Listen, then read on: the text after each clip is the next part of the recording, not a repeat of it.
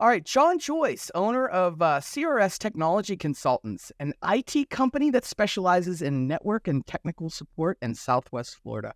Welcome to the Now That's It podcast, John. Hello. Yeah. So Fort Myers, if I remember it correctly, I visited you guys a couple of years ago. You did. And funny story, I was so excited to see John and so worried about getting to my next appointment that I left my backpack with my laptop and everything at your office, and you had to give me a call and say, hey, hopefully you're not too far. You left your crap here. So. We have something you might want back. Yeah, yes. That's exactly how you phrased it. So well done. Awesome. So I love that area, by the way. You know, I have family down there. Yes. And matter of fact, they come home in the summer because it just gets so unbearably hot and humid down there. But you guys, so it's a beautiful area, except during hurricane season. And Yes. last year was a really rough year, huh? You guys had Hurricane Ian, and it did a number to that area. So yeah, for those that heard about Hurricane Ian, either close or far, that's our backyard. So it's Fort Myers was the point of landfall. Fort Myers Beach, Sanibel Island. So you hear about some of those places in the broader area. That was us. And to your point, I was born here. Most folks are what we lovingly call transplants. They came here from somewhere else. I'm one of the crazy handful that was born here, lives here, and stays here. And so I've seen my fair share over the years. Ian was different in a lot of key and important ways. They keep telling us it's one of those once in 100-year events. They also said that about a flood we had nearby not too long ago. Then they had another one 4 years later. So not so much. Yeah, you just never know. But fingers crossed. And I hope you can't hear me knocking on the wood of my desk. Yeah. Were you and the rest of the CRS team able to escape that one without any major destruction? Thankfully, yes.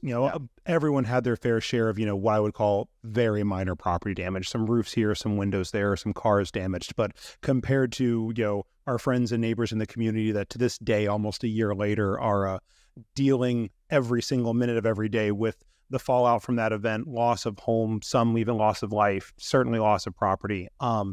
It's something that'll be felt for a very long time for those that were here, or even those that are, still coming to the area. You still see the bent street signs, the occasional down stoplight. If you stray too close to Fort Myers Beach, though, it's a very, very stark and quick reminder for how long of a road we have to go. I know. Thank you. The question that the team here did very, very well. Enough of our team is outside the area. They were able to continue the continuity of the business, as it were, as we were dealing with that, here. But that also helped enable us get right back to work doing what we do for folks. And we were able to do so because we've got a great team. And it was amazing. My many, many memories from that event, but one of them was, and not to add too much color to it, but literally holding my front door closed with one hand because I thought all my hurricane shutters were up. Do I really need to put it in front of the door? That seems inconvenient. For future reference, I will always put the shutter in front of the door for forever, should we ever need to again. But holding that door shut with one hand and holding my phone in the other as my CRS team was communicating with each other, with those that still had internet, not for work reasons, but just checking in, who's here, who can be reached. Those that can only be reached maybe by SMS text, folks were sending them, locations, updates on the location of the eye.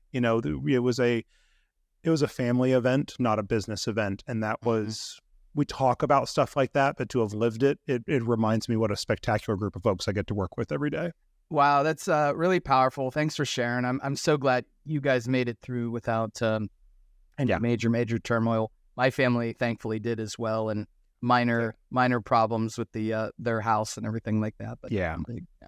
So 2008, I think, was the year that you graduated from, or it was around that area, around the 2008 recession. I remember you telling me. Yes. You were going to the mighty University of Florida. We were. I won't say go Gators because I'm a Buckeye. I can think it all I want. Funny story though. You guys have owned us, right? With 2 games against you, and you won both of them. And so, one of these days, I'll be able to jab you a little bit, but it won't. I'll simply say if I was going to win 2, those are the 2 I'm going after. So I'll take it. Right.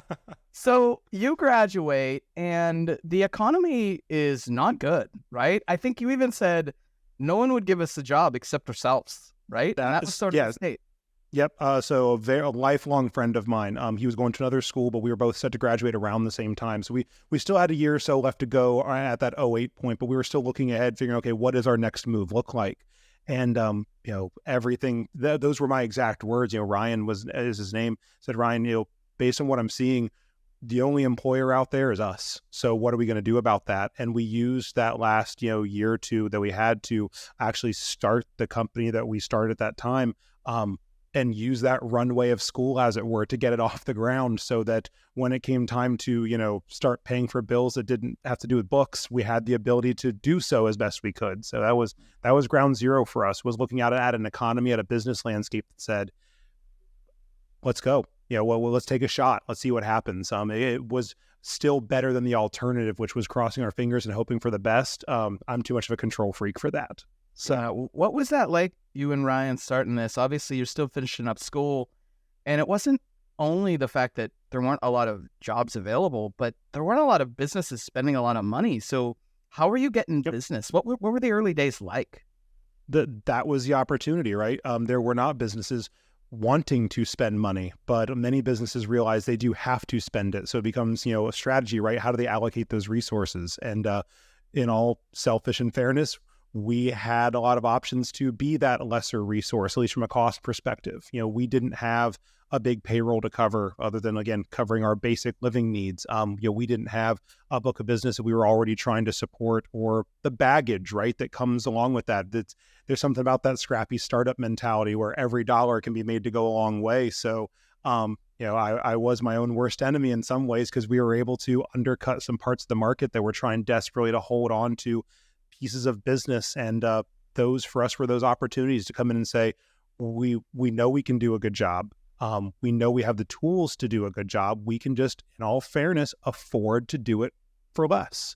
And we did, at a narrower margin, at the lesser overhead. How the survivor mentality starting that business was very, very big. And but that enabled us to do more quickly, because in a weird way, those opportunities were being created by the market around us. You and Ryan, did you always have this vision that you would grow this thing, you would turn it into something bigger than what it was starting out at? Or was it just we got to have something when we get out of college, and might as well do this to see what works? I have many times been accused by those closest to me of being a galaxy-brained individual, and I don't mean that as a compliment. I mean that I tend to think big to my own detriment sometimes. So certainly, always the vision was to be bigger than ourselves. And by that I mean just the two of us. We wanted to serve more, we wanted to grow more, we had a vision for where we wanted to go and what we wanted to do, knowing that would take time, but that was always part of that vision. It was never a job move, it was a career move. It was what we wanted to do. I certainly saw it as the ability to be exposed to new and interesting things every day. It's why technology as an industry has always drawn me to it, because frankly, I get bored easily. And if there's any industry that's changing around us by the, half second, it's this one. So those growth opportunities were always top of mind. But again, we also knew they were not going to happen overnight. So our focus early on was very much on, that survivor mentality. We're day to day. We are, where are the opportunities? How do we serve them? How do we circle the square here? But for me, at least, and Ryan was always crazy enough to follow me down some of those paths, was the vision was always forward looking, but the focus was, especially then, let's get through today and leave ourselves set up well to do tomorrow. And the day after that, well, we'll talk about that tomorrow. And there was a lot of that, especially early on. Wow. So you did grow past you and Ryan, and We did. what was that like? What were the triggers that sort of were forcing you, like, we need to add some more staff? And how did you go about that? It was always driven by the need to serve. I mean, really. And that was something that, one of Ryan's superpowers that he thankfully helped instill in me over time was, because again, going back to my vision being on the next move. And he was always very good at tempering me back and saying, we have people we need to take care of right now too. It's not about the 10 we haven't found yet. It's the folks that we're serving here and now today. And what do we need for that? So there were a lot of, and these are things that carry through to CRS and today. There were moments where it was, those opportunities arise and we could take them, but at what cost? yes, there might be some dollars involved, there's some growth opportunities, but what's the cost of that move? And is it the right move for us as a business and for them as the customer? And there were some times we had to say no and say, hey, we're not set up to serve this yet. Those were those moments though where we said, hey, in order to do the next thing, we need to have the team and the staff to do so. So there were some gut check moments, some leap of faith moments to say, all right, we're gonna, especially starting out as 2 people, just adding that third person when you start playing percentages, that's a big change. Ryan would give me a dirty look the occasion, again, full transparency. I'd get a dirty look on the occasional Friday where maybe the paychecks went out on Monday. That changes when you have an honest to God employee and not your lifelong best friend sitting across the desk from you. So those were some of those early on, but they still just say gut check moments to say, when do we move? And the answer is early. If we're talking about scaling up after we've brought on the business, we've set ourselves up to fail that business and fail those partners. You have to build that capacity early and serve it from actually day -1, because if you're not able to hit the ground running with those people, you're going to let them down. The taste that's going to leave in their mouth is long overcame, if ever. And so the need to do that early is pivotal. So we had that the day we added our first net hire. We grew it. We didn't grow to tons and tons of people. That company reached, I think, 6, maybe 7 people at its height. I think it had settled down to about 5, maybe 6 when we fast forward a little bit, when we hit 2015 and met CRS and the ownership at the time through a mutual partner of all things. We were both serving them in some slightly different ways. The owner of that company said, hey, you're both doing a great job for me. Maybe you could find a way to work together on some stuff for us. And we found a way to work together on a whole lot more than that. And so I'll never forget the day. So we met for lunch, and it was almost to the hour, 90 days later. We had gone from how can we work together on this one mutual partner to maybe we should work together on everything. And we merged 90 days later. Just because it was an instant culture fit, the vision fit, and going back to a point you made earlier about, the growth, that was one of those moments where I had to go to my team and say, guys, I have every confidence in our ability to do what we're doing right now, and that will grow. We're already doing great things. If I have the faith of the people in this room to follow me on this, I can accelerate that growth by a number of years by hitching ourselves to this is a group of people that are doing what we're doing. They just started doing it 20 years earlier, and we can help them and they can help us and propel that forward into the future. And that's what we did. So you're servicing a client, CRS is servicing the same client. They love both of you, and they say, hey, why don't you guys have lunch together or figure this out, because we really don't want to just pick one of you. We want you both. And that's when lunch happens. By the way, do you remember what you were eating for lunch? I do actually. It was during one of my aggressive, I really need to cut off a couple pounds phases, and so it was an aggressively mediocre tuna salad. But because it was not the bacon cheeseburger that I was eyeing from the next table over that I really wanted. But awesome.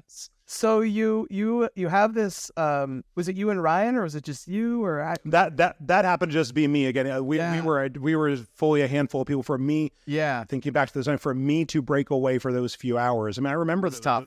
I mean, don't get me wrong, it happens today as well. But at the time, especially, it was. I don't want to make light of it. There were many opportunities like that where my team sacrificed on their end to enable me to go do things like that thankfully turned out well for all of us, but they were still leaps of faith in the moment. What were the things that you and the CRS team owners talked about over lunch that you made you realize, wow, this is actually a great fit? The funny part was we talked very, very little about our respective businesses. We spent almost the entire time talking about the people in those businesses, our internal partners, our team members, getting to know them and the folks that they were, again, serving internally. They asked me 1,000,001 questions about, they'd heard of Ryan through Reputation and Cody and some other folks on our team. And just, the understanding that internal looking focus that was so shared, that if we don't foster and maintain these groups of people, we get to have jobs because of them. We don't provide them jobs. They enable us to have jobs. I can tell you, I would not be doing this by myself. I couldn't do it by myself. Like I said, they employ me and to a certain degree. And it's up to me to earn them showing back up tomorrow and the next day and the next day. And that culture fit, of course, we then transitioned into, we're engineers at the end of the day, right? What are you doing for servers? What are you doing for firewalls? What's the switches? We settled into some of that too, but that was the shop talk, right? That's just two people with common interests. I've met many folks that I would happily spend hours and hours talking that talk. I don't want to work with them every day. Right. But the conversations about the company, the culture, the people, and the vision. I will admit, there was some vision talk there too about where CRS had come from, where they felt they were going. They of course want to know, what was Republic and where was it going?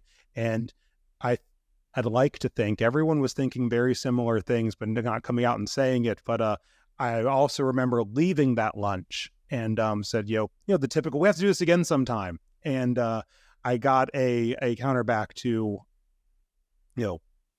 I quite literally out of nowhere.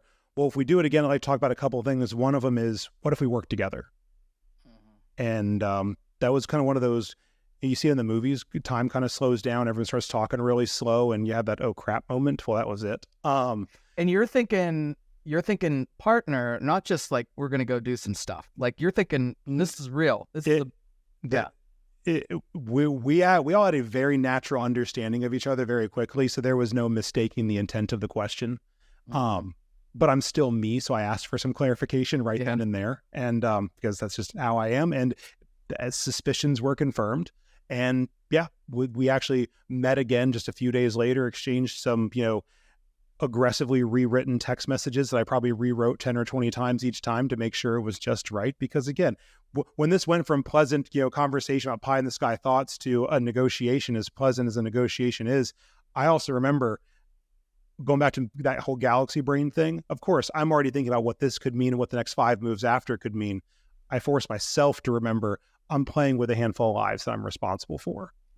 I get excited about a shiny object and I suddenly, ruin the livelihoods of people that have served me and my partners so well for as long as they had. That was not an option. So seeing that through, there was no keep it under wraps for a while. It was about a 30-minute ride back to my office, and 31 minutes later, I was briefing each and every one of them on what had transpired and I wanted to gauge their temperature on it right then and there, because in all frankness, I'd keep talking shop till I was blue in the face. That conversation and where it went was going to stop right then and there if I didn't have the buy-in from everyone in the room, because it's a zero-sum game at that point. That's amazing, John. I would say that there were a lot of conversations about, M&A or future partnerships and things like that never include including the rest of the employees in the organization. Sure. The fact that the first meeting that you had was really about each other's employees, and you were talking about, that. I mean, this is a family. That's different. And my guess is that, until you brought it to them, which wasn't that much longer than that, but until you brought it to them, they never knew that that's what that first conversation was. And most companies that go through M&A where the employees are the most important, a lot of times the employees don't understand that. They're just thinking, oh no, they're in it for the money or whatever. And that wasn't the case. I mean, this was about making, you two were better together than you were separately. Yep. Right. And that just made the most sense. So what was that transformation like? I know you talked about it, like you moved quickly, but Republic becomes CRS, and what was that transformation like? And what was it like sort of blending teams together? Yeah. I mean, there was even just one transformation, right? This was a major change for everyone involved. I'll be selfish and start with me. I told several, very dear, close, trusted advisors outside of my business, but, personal advisors, that each and every one said, well, first looked at me like I was crazy. And then, of course, each one asked me, are you sure? And reminded me that, again, I'm a bit of a control freak. And was I ready to, I was captain of a rowboat, but it was still my rowboat.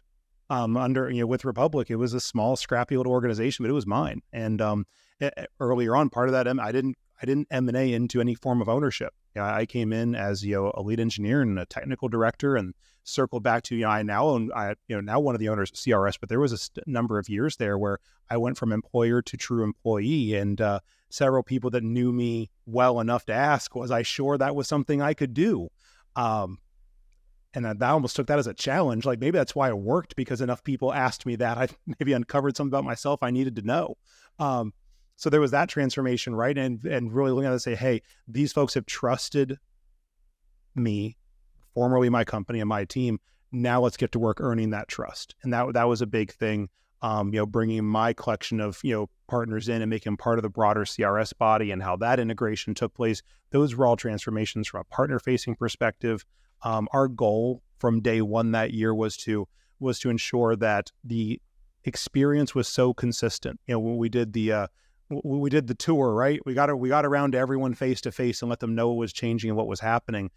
It was because things did happen so quickly. It was impossible to get to everyone before it took place, right? The goal was for it to be so transparent to them that it was happening that if we met with them after the transition date, the goal was that they didn't know the transition had happened until they got a chance to hear it from me. And I was actually surprised that I didn't have hundreds of clients. I want to say we were about 60 or 70 at the time, partners. And we got to the key one, the ones that we worked with many, many times a day, every day, that needed to know, that they really needed to know before it took place. But all the other ones, even if they called us every week or every month, we got to each and every one of them face to face. And unless they're all much better liars than I think they are, and I played cards with a few of them, I know they're not, we were able to keep a consistent enough experience. They found out about that transition as we wanted them to. Their services were not interrupted. The way they submitted tickets, the way we served them, we kept the faces consistent. If it was a place that Cody went to every day, Cody kept going there. And then once they were brought up to speed, then they were introduced to their new broader CRS family and all the things that brought to the table. But it was not going to be a, lower one flag, raise the other, congratulations, here's your letter. That's not how this was going to go. These people are important to me. Again, they enable me to have a job, and I'm going to make sure they're very well taken care of. So there was that transformation. But at a team level, for sure, it was that scrappy startup that was now going into, again, not a huge company, but still to us, it seemed massive, right? And it had been around, we make jokes, myself and CRS were born the same year. So historically speaking, so the company predated us by a lot. So the culture and the traditions and whatnot were very, very well established. And here we are, were we there to bust all that up? Absolutely not. But we wanted to make sure that wasn't the narrative either. So to prove to the existing team that we were coming into, that we were there to collaborate, to help, to passionately join that mission and then all become one team. My number one fear going in was, how long was that going to take? And I look for verbal cues from people in a lot of ways. And one of the things I was tracking was, how long did it take for things like your team and my team to fall out of the vernacular? Hey, can you get one of your guys to handle this? I can't get one of my guys out there fast enough. And I set at the time, unspoken goal of, I wanted to see it disappear in 30 days. And I don't have ears in every room, but I never corrected anyone either. But as I would sit in the meetings and the team huddles and things like that, it became, let's go, we'll go, the team will go. If it was outside of 2 weeks, I'd be shocked. And again, it goes back to the theory for why it was going to work. The cultures were so aligned. CRS was going through a phase at the time of structured reorganization in a downward direction. We were growth. The eye was always on growth, but CRS was at a moment, in that moment of, the only way to grow is first to shrink down some, because to shed off the business that, having been in business for over 2 decades at that point, we've all been there. They've accumulated business that respectfully needed to go. It wasn't good business. They weren't good partnerships. They weren't bad people. They weren't a good fit. You can have that internally as well as you can externally. Thankfully, in these situations, it was almost entirely good people that just needed to be taken care of by someone else that aligned better with their organization and their goals or their needs. So the irony, I think back, and it hit me actually a couple years in, that the moment that we were able to enter in, because we came from more of a frontline, everything's a fire, it's 5 or 6 of us against the world kind of thing, we were tooled for that environment this year was trying to grow towards, which was, when we came in and there was, 30 some people, and we reorganized it into 3 teams of 6. On the engineering side, it occurred to me, again, probably a long further down the road that it should have, that we organized the company into 3 Republic-sized units. We took a formula that I knew so well, tweaked it, made it better at the tools and the other things that CRS had at its disposal, but the raw formula was what had allowed us to grow the way we did and build the unit that we did over those years, and then just hit copy and paste 3 times. And that was really cool, because it also gave my team a sense of continuity, my incoming team, where things went from feeling so different to, oh, well, this, I know how to do this. I can, this is a place I can work. This is a thing I can do. So those were all really cool experiences throughout. Wow. So it sounds like it was a very positive merger. And Yes. Did you have any folks that were, not on board with it? Did you have any employee churn during the merger? Oh, great question. So everyone came over. Everyone came over. We had one, and by medium, it was within the first 6 months. We had one team member choose to move on a different direction, and it was strictly motivated by, he was so forthcoming with me. The reason I'm taking a minute is because I want to be respectful, overly respectful of how great he was when he came to me and expressed, not even the concern. It was the, hey, I'm so excited by what you guys are doing with this. The intensity level that came with, the scale of what we were trying to do. He's like, this is, and again, maybe he was lying, but I'm pretty sure he wasn't, because we've known each other long. And he's like, this is not you, it's me, kind of that situation.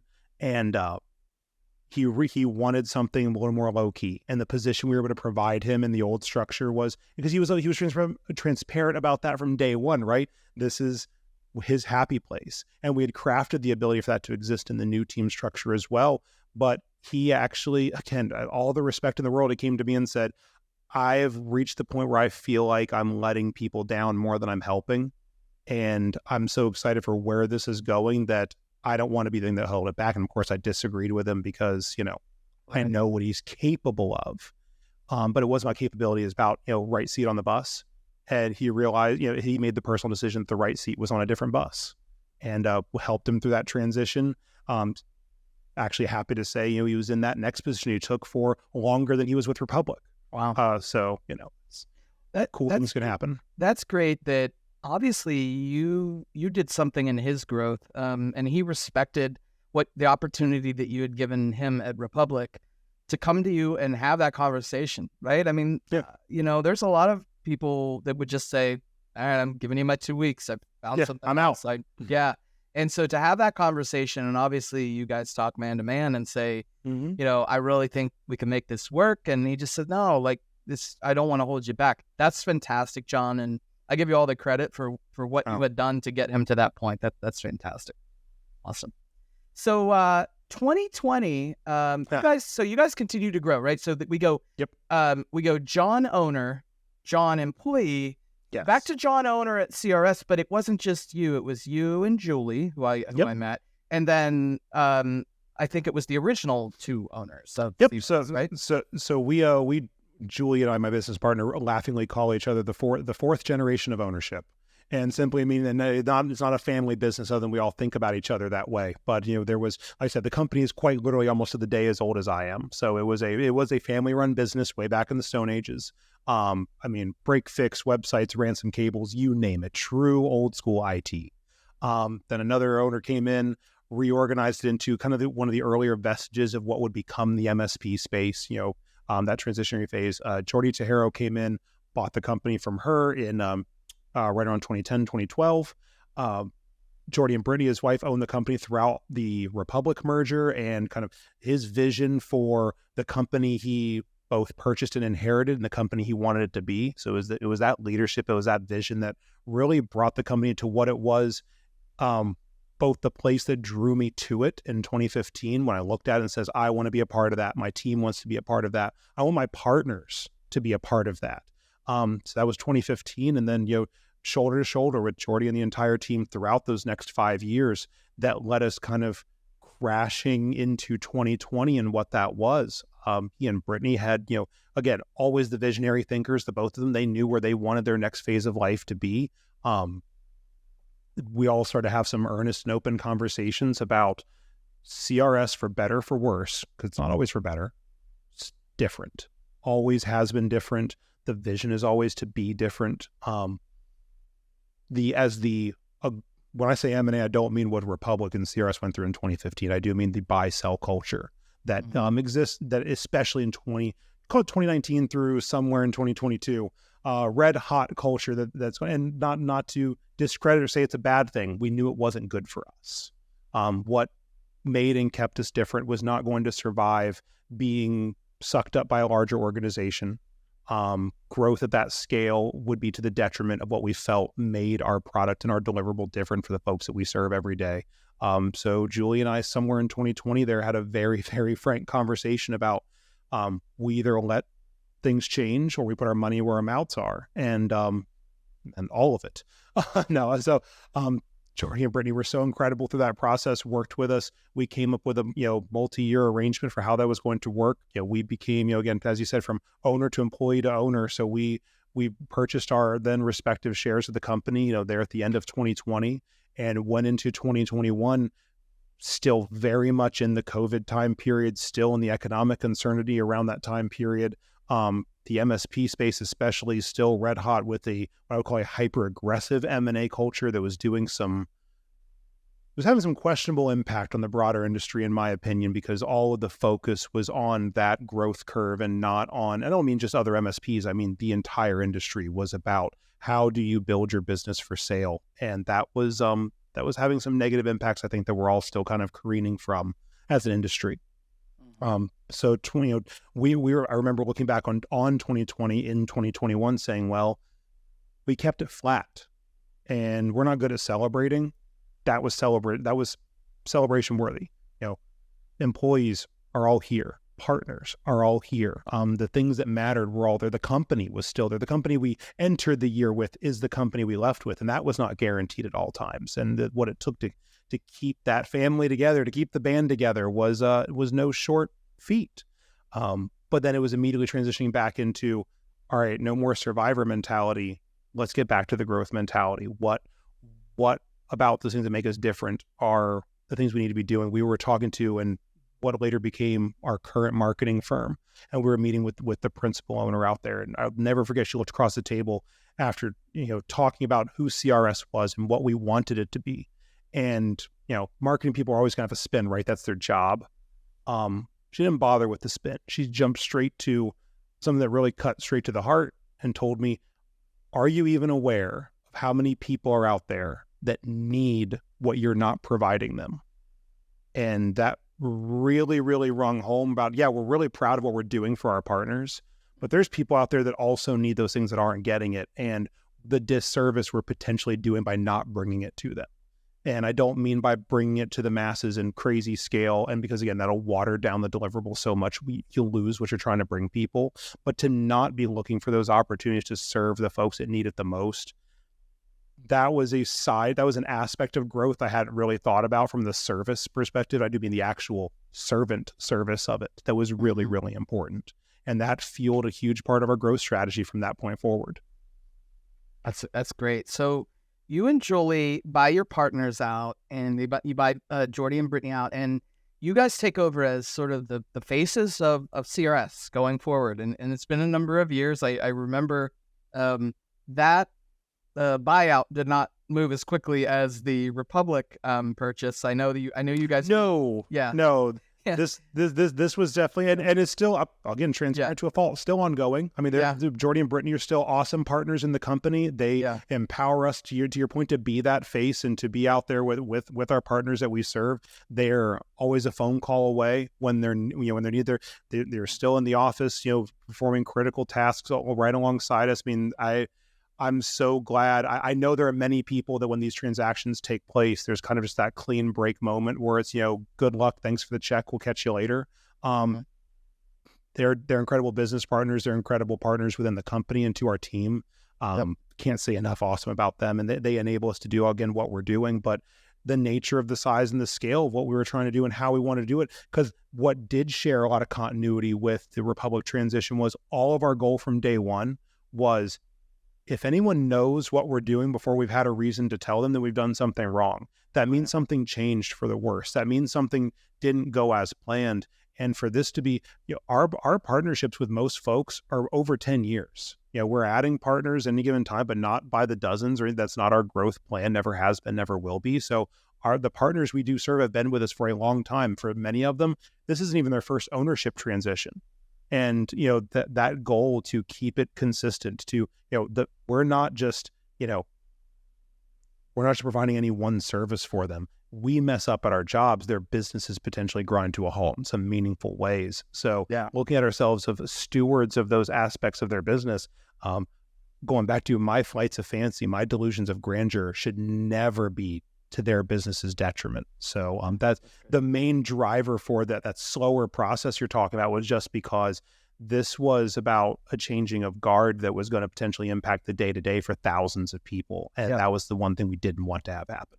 Did you and Julie change the way that you were thinking about the business? I mean, you were owners before this, but did you change the way that you thought about growing the business or making the business more efficient or whatever once you became the faces of the company? It's interesting because Julie will say, and I've always agreed, we've treated it like owners a lot longer than we were. Treat it like it's yours, and we make it our goal to empower our team to think about it that way as well. So when they are talking to our partners, talking to a prospective partner, working with a vendor partner, treat it like it is yours. So in that ways, it was very, very natural, because the care that I take about the company today and the lives that we take care of both internally and externally, I thought about them the exact same way as technical director. I thought about them the same way as lead engineer. I mean, those they are no more or less important to me today than they were 7 years ago, or 10 years ago when it would have been under Republic. It was the same. So that mentality is the same. What I would say is different is the willingness to let myself, I talk about, vision's always been important to me, looking ahead. But now that I do feel that vision has so much more ability to be implemented, because it's just, I have a lot of support for some key and wonderful people, but then by the double edge of that sword is they are trusting me to have thought that vision through and to bring them something that's not just, doesn't this sound fun or cool or interesting? It's no, this is something that's going to bring value to people. It's going to bring value to our team. That's going to make for a better experience. So that's, I guess, what would be different is the extra gut checks I force myself to have to say, okay, this at any given time, this has the ability to go from a crazy idea I have while driving home one night to suddenly being a real thing that's impacting people's daily lives, maybe days or weeks later, because that's just the great folks that I work with every day. They take those visions and they run with them with such, well-checked, reckless abandon, for lack of a better way to put it. I have to check myself to say, hey, what is different is they hear me just shoot from the hip with those things without thinking about it twice. The trust is so they're just going to run with it to their own detriment. And that's as a leader, that's my responsibility to check those thoughts and say, hey, before I take this wide, as it were, is it really a good idea? And they're not always, not by a long shot. Because I also have a great team that is also very empowered to say, are you sure, John? Are you really sure? And sometimes like, you know what? That was just 1 Celsius too many. Let's dial that one back. And let's see what that really looks like.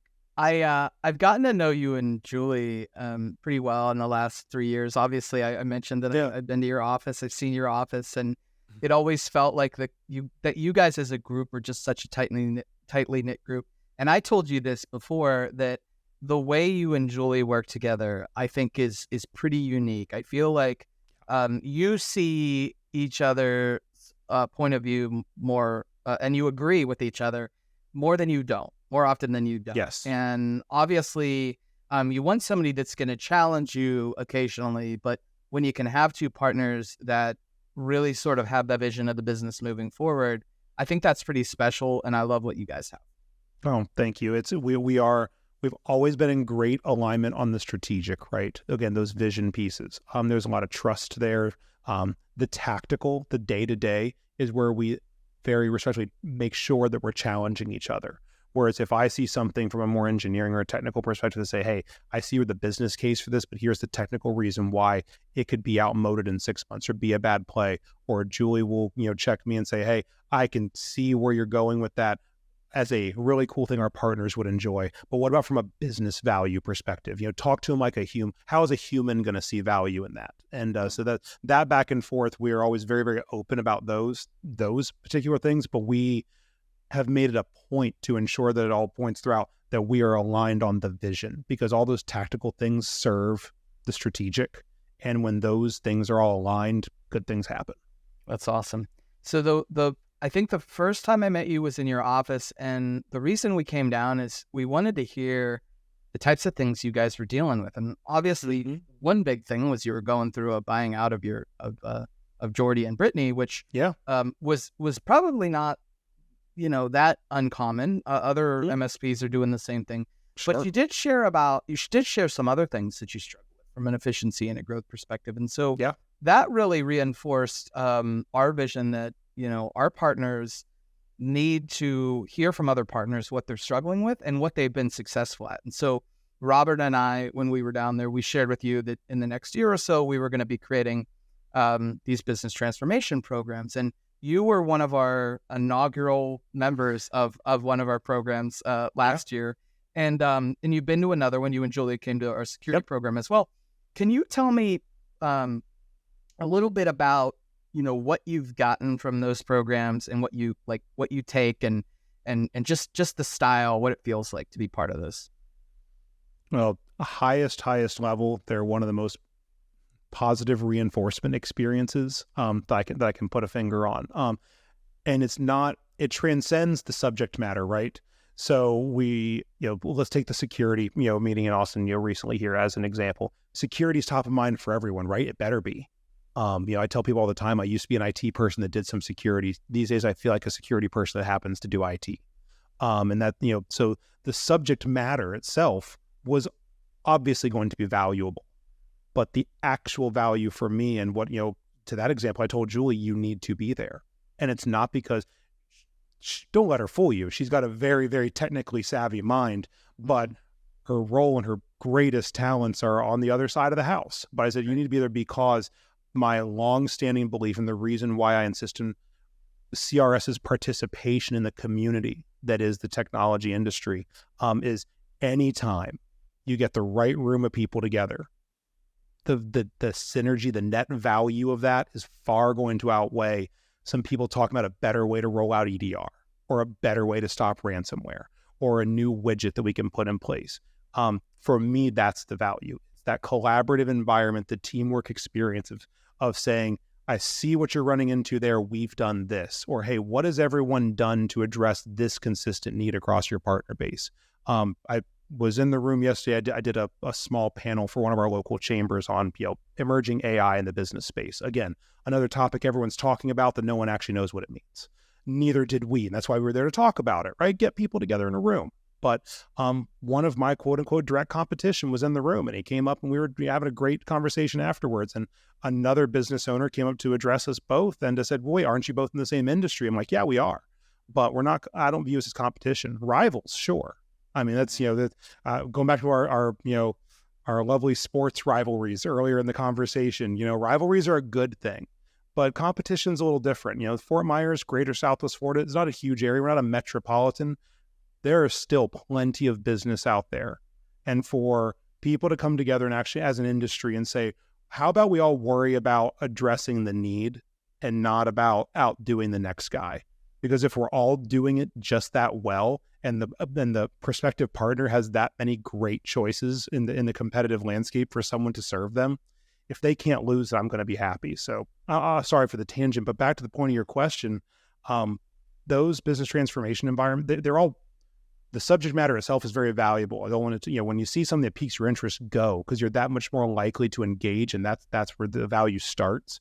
But it's anytime you get people together in a room with a common goal, a common interest, that are entering into it not as people going after similar business or people looking to outdo each other, people that are participating in a community that want to improve that community, great net effects, first order, second order, third order. The trickle down of that is going to be dramatic. And I'll point it right at us. There are things that we're rolling out to our partners today that were never on the sheet. They were never on the agenda, but still ground zero for those thought processes began in the rooms with other enable partners, with other industry leaders, with people that just planted a seed. And I bring it back to my team and they say, well, what if we did it this way? And now there's people that are benefiting from those tools just a few short months later. There's people that are better protected just a few short months later. And my hope is if there were 75 businesses in that room, I don't remember the exact count, let's just use the number. My hope is there's 75 and then some organizations out there that partners are being equally or better served as a result. That's the why. And that why transcends what any one session or agenda is going to be about. That's great, John. Really appreciated having both of you there in April, and can't wait till you're at the next one as well. You always bring a bunch of color to the room as well. For better, for worse, right? So, what does the future hold for CRS? What's next? Oh, a little bit of both. People look at me funny when I say more of the same, but I mean that very, very intentionally. If we're constantly looking to change who we are, what we're doing, then what's the point, right? Again, that consistency. I'm not saying to be stuck in time either. This is an evolutionary industry. It is changing all the time. So, the tools we're using, the services that we bring, how we do it, that can change on the daily sometimes, because we are by nature, we all talk about wanting to be proactive, and it's very, very important. There's a good piece of this business that's reactive by nature, because you can't respond to a threat you don't know about. You can't react to a need that doesn't exist yet. So as those things are created, as they emerge, we have to react. It's foolish to say that we're going to be proactive all the time, because then you're guessing.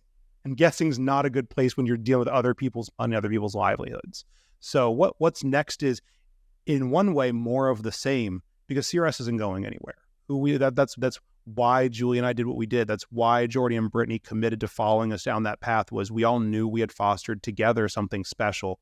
To sacrifice that for the sake of something new or interesting or better, that's not worth it. It never will be. So in one way, more of the same, but also what's next is all new, because it is our commitment to be at the forefront, to be challenging what's next for our business and our partners and the vendors like Enable that we're frankly honored to get to work with every single day.